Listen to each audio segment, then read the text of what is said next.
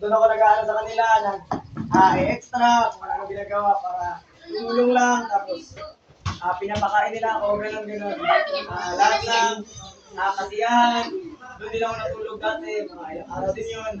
Basta, nagpapasalamat po ako sa Panginoon dahil ginamit po kayo dito sa church para po tumulong po sa gawain and sa mga commitment po. And sa pagiging mabait niyo po. Kaya namin naman po ay nagpapasalamat po ako sa Panginoon na binigyan po kami ng nanay. Binigyan kami ng nanay na sobrang sipag. Sobrang sipag. Yung tipong, nagising na lang ako, kakain na lang. Lahat na nakahadala. Diba? Versus woman. Yung, lalo na nung nag-start ako ng trabaho, bago lang ako nagtrabaho. Nag-start ako, pagod na pagod ako ng first day ko, tapos, pag uwi ko, puno na yung CR. Kahit gawain namin, ginagawa ni nanay. Ganun po siya kasipag. Yung CR, yung tangan. Basta, tinabuhan na ni nanay. Lahat na gawain sana namin, sinanay na yung gumawa. Tapos, isa na lang, isang balik na lang. Ganun. So, sipag ni nanay. Tapos, yun po sa kabutihan, sa pagmamahal niya po sa amin.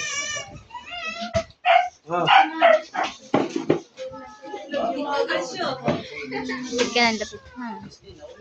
Oh, lang yan. Dagkan kita ba? Ano?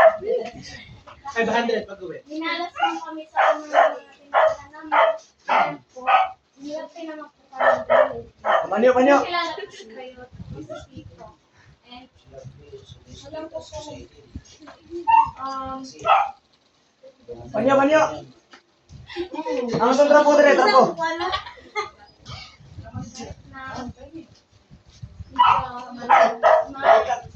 Ano lang po, kahit na bago lang po sa pizza, naramdaman ko yung pagmamahal sa China. Kahit na po ako dito sa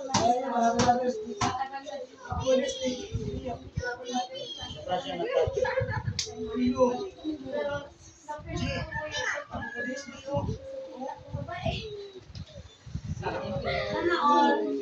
And Sana all. nang dahil doon, sana pagpatuloy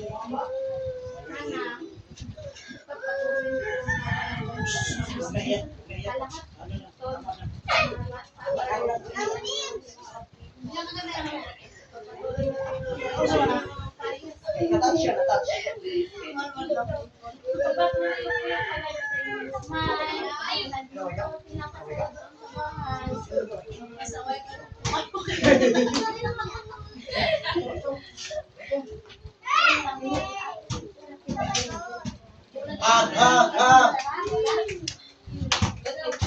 Wow, ang sweet. Sweet pala sila. Kapag patuloy kayo sa gawain, alam ko na rooted na sa ministry at sa gawain, sa salita ng Diyos kayo, kailangan na lang yung more on application and then yung faithfulness. Kasi ang masasabi ko, blessing kayo sa church, blessing kayo sa ministry, patuloy kayo maging tapat. Yun lang po, at binabati kita ng maligayang arawan ng pagiging nanay mo.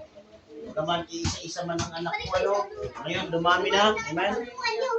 Kaya, alam niyo po, isa pong blessing na naging nanay kayo na nadala niyo siya sa gawain ng Panginoon.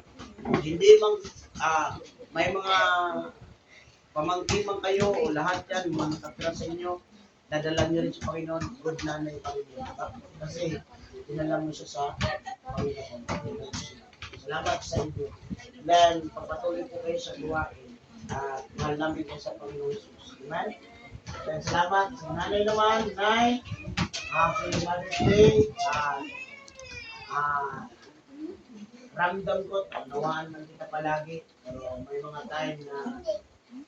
time na talaga naramdaman ko na kailangan mo rin talaga ng space for pag-unawa. So, kung may mga mistakes ko, at may mga hard, no, na mga words, and hard na hindi ibig sabihin na hindi kita pinag-mahal, may mga time lang talaga na kailangan urgent na magawa at mangyari. Ngayon, bilang nanay, wala nang katulad na nanay ikaw dahil you are a submissive mother, submissive husband. Ano? Tama? Dahil a caring mother and a submissive husband. Mother din pala. Husband. So, salamat sa Diyos. Ikaw ang bigay ni Lord para sa akin. At patuloy lang tayo sa gawain. Maraming problema, maraming din mga pagsubok. Maraming mistakes. Pero, as long as we are in the ministry and then we fear God, all mistakes, all sins, at pwede mapalitan sa pagsulit talaga. Love covereth all sins. So, lahat yun ay depende lang yun sa panganawa. Pero ngayon, I hope na masaya ka and then, hayaan mo at talagang darating ang time. Kasama na natin si Sister Flor na i-treat ko kayo sa i-treat ko kayo sa dyan sa gasoline station. May manok dyan. May manok dyan sa gasoline station. Dapat. Hindi, joke lang. Pwede yung gagawin natin. Sa? Time. Tayo. Ha? Diba? Treat ko kayong dalawa na nanay. Wala akong gift ngayon. Pero, treat ko lang kayo. May pera ako bukas. Wait, yun. Umalis din.